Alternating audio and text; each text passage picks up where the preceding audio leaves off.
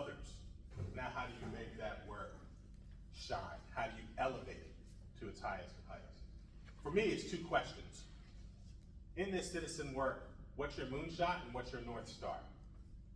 What's your moonshot and what's your North Star?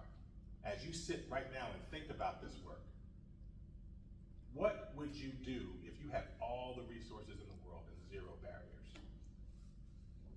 That's your moonshot. Right? Your moonshot is, what would you do if you had every single resource you needed?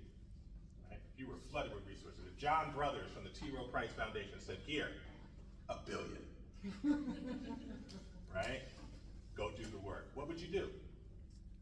And your North Star is, what would you do if you had no resources?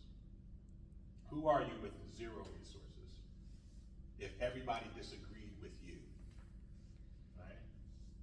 If nobody saw it the way you saw it, who are you still anyway in the work? Understanding your moonshot and understanding your North Star positions you to ask what Jim Collins in his work Good to Great calls the big, hairy, audacious goals that you might have for your citizen life, and establish those. Right?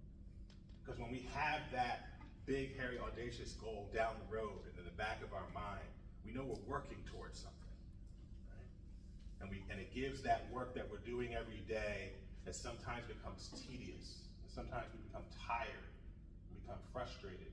We can still hold on to, well, we're taking a step towards that goal. Sometimes it's a side step, right? Sometimes it's one step back and take 2 steps forward.